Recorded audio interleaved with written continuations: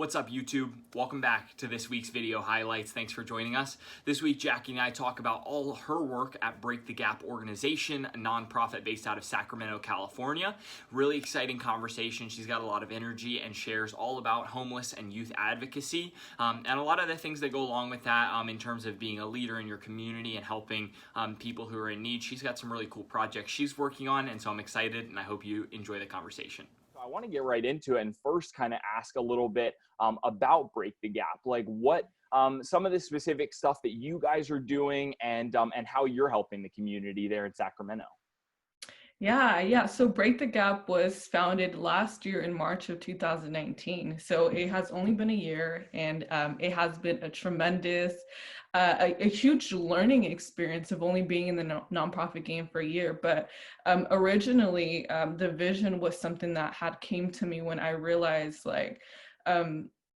there's homelessness has so many different facets and faces to it that we could be next to someone who's homeless and not even know it. But if we were to know that they were homeless, we would treat them different.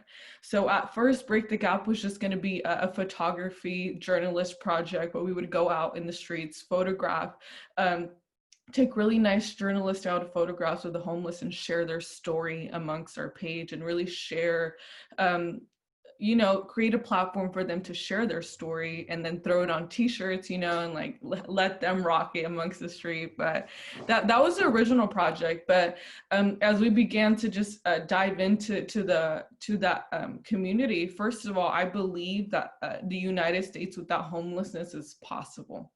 I believe that is my great commission. And I believe that in other states, in other countries, Australia, like their homelessness rate is so low. Like in other countries, if you study their homelessness, it's very low. And America is one of the highest residing places for homelessness. And I just believe that, first of all, home is not a place, it's an experience. So with us, when we go out in the streets, what we want to do is bring the experience of home, because what I have learned from working with the homeless is that you could have a roof over your head and still be homeless.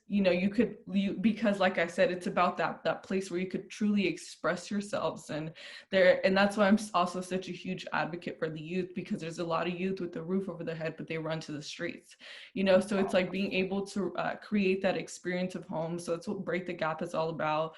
I was curious. So for you, like you're obviously a much more extroverted person, very high energy. How does your energy, especially going into these projects, affect that leadership style? Do you see that as a big benefit, the high energy, the team lead, or kind of what are some challenges that you face with that type of high energy personality?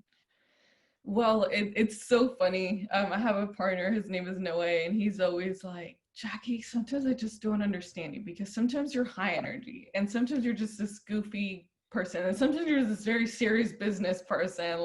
So I think for me, it's like, as extroverted as I am, there's moments where oh my gosh, my hair. There's moments where I'm just like, I'm not always high energy. And when it comes to our meetings, I'm just very like, I'm in a very humbled place where my energy is so calm. It's so soothing.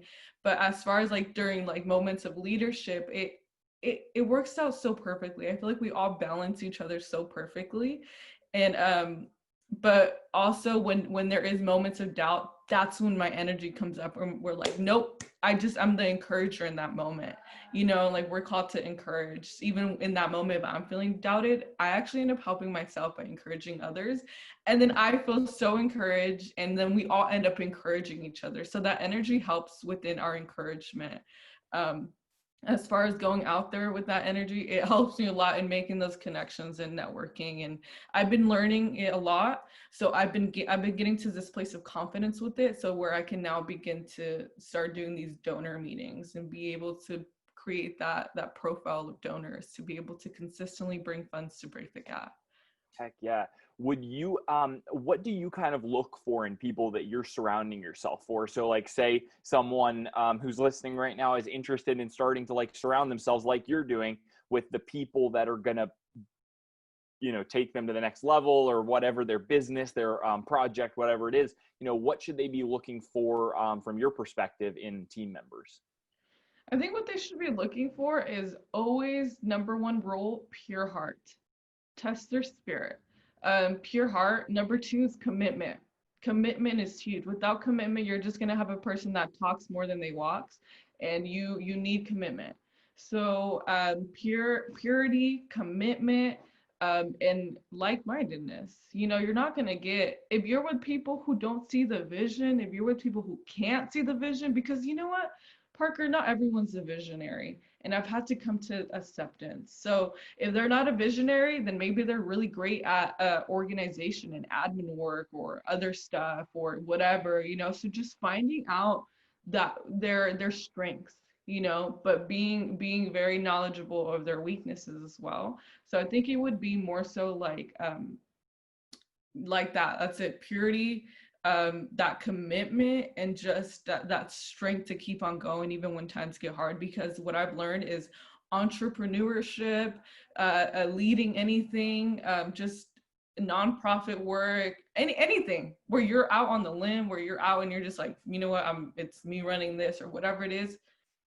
There's so many hard moments there. I can't even describe. Like, people think it's such a beautiful thing and da da da da. And you know what? Sometimes we're guilty of portraying that always on social media and not always the bad moments. But there's moments that are really, really, I don't want to do anything today, you know, like, so I think it's really having a great accountability team, accountability where you guys are actually getting to your goals.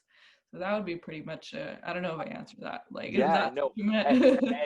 and the one that I really like pulled out is the vision, like seeing that common vision and really being dedicated to it, because I think that is something that's hard.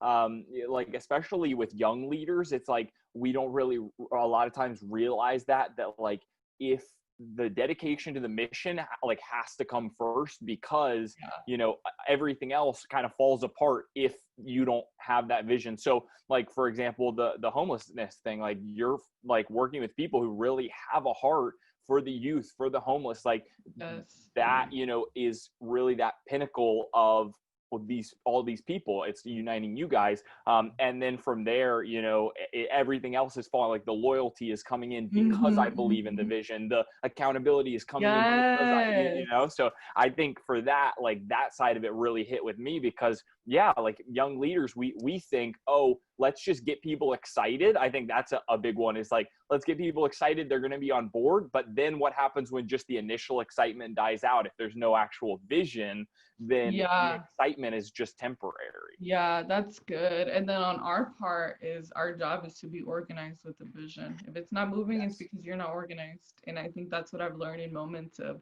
you know, because we're really young. You know, we're really young. We're like 21, you know, 24, 20. Like we're in our early 20s, you know? So it's like it's one of those things where like we're learning and having grace with ourselves in this learning process. So like I said, there's times where I'm like, oh shoot, I'm not doing my best in this organization, like in the organizational admin part. And I realize that if you don't have a strategic plan, then you're not really moving anyone towards anything. So I think it's having that strategic to the T Yeah. plan, you know? Thanks so much for watching this week's video highlights. Make sure to check out at Taking a Breath Podcast on Instagram, link in the description. Follow us. We've got daily content coming out. And then in addition to that, if you liked this episode, make sure to check out the full audio version through the Anchor link. That'll take you to anywhere you listen to podcasts. And we'll see you again next week.